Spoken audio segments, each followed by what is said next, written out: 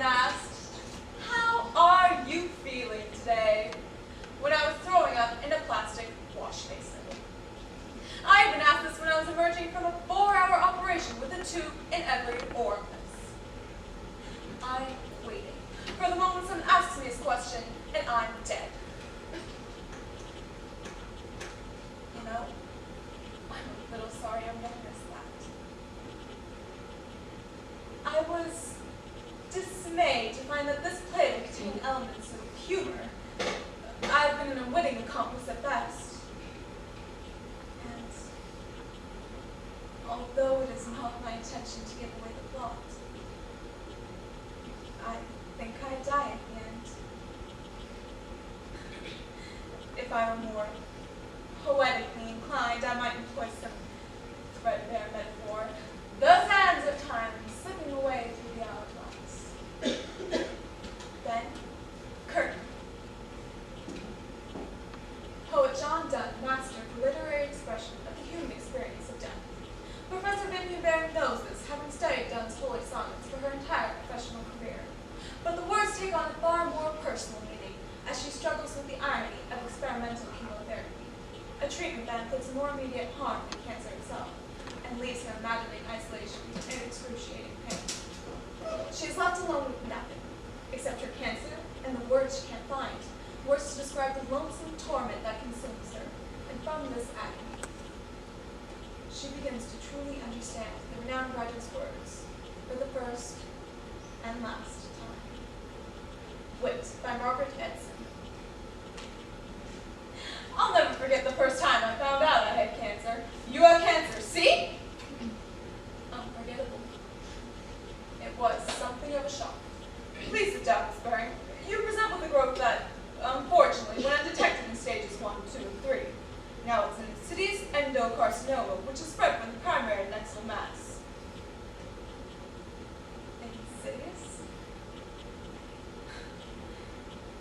Well, I should have asked more questions. Because I know there's going to be a test. Well, I have cancer. Insidious cancer. With pernicious side effects. No. The treatment has pernicious side effects. I have stage 4 metastatic ovarian cancer. There is no stage 5. And I have to be very tough. It seems to be a matter, as the saying goes, of life or death.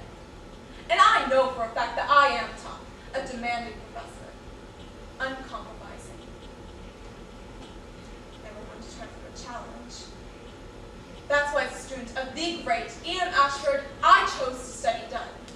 You take this too lightly, Miss Baring. This is metaphysical poetry, not the modern novel.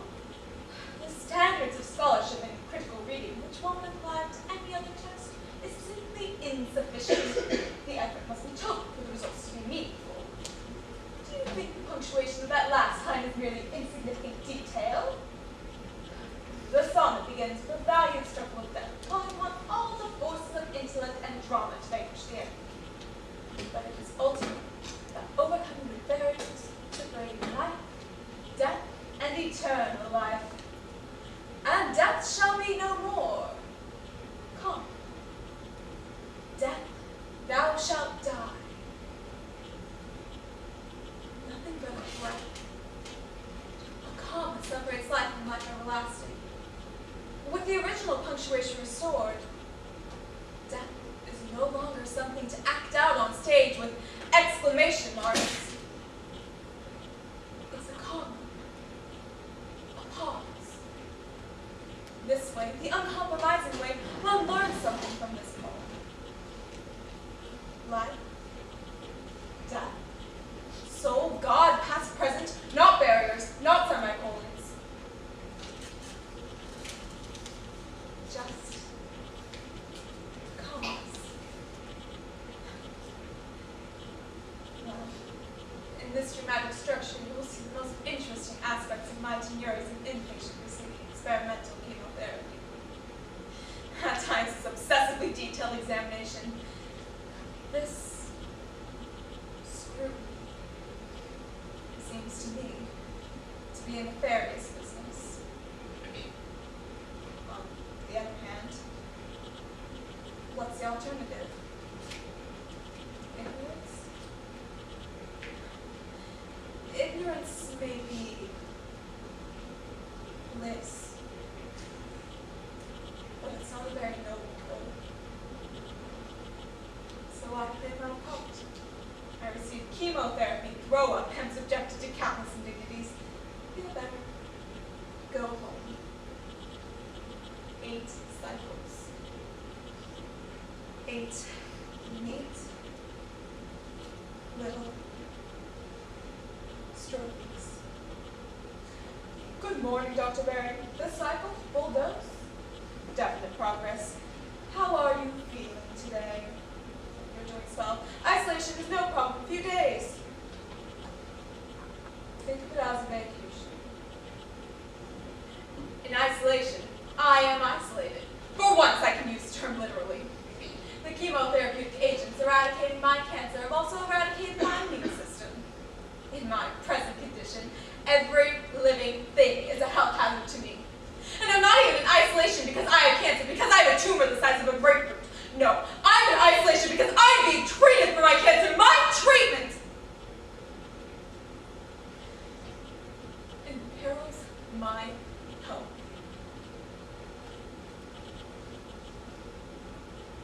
So, herein lies the paradox. John Donne would revel in it. I would revel in it. If he wrote a poem about it, something like, "This is my place last seen. Here the heavens appoint my pilgrimage's last mile. My minutes last point. And let me step constantly adjoin my body and soul." John Donne, 1609. I've always particularly liked that poem in the abstract. Now I find the image of my minutes last point a little too, well, shall we say pointed. In everything I have done, I've been steadfast, resolute, some would say in the extreme.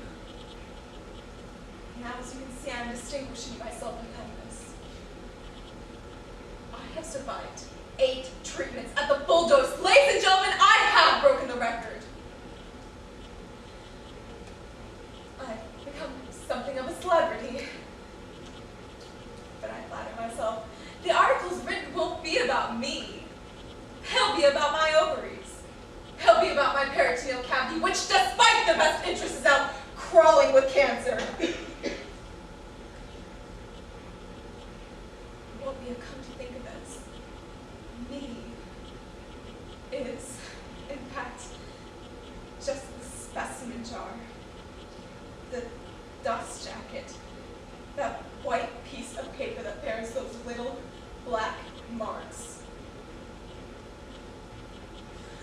My next line is supposed to be something like, "Oh, it's such a relief to get back to my room after all those infernal tests." But this is hardly true. It would be a relief to be a cheerleader on her way to Daytona Beach for spring break. To get back to my room after all those infernal tests is just the next thing that happens.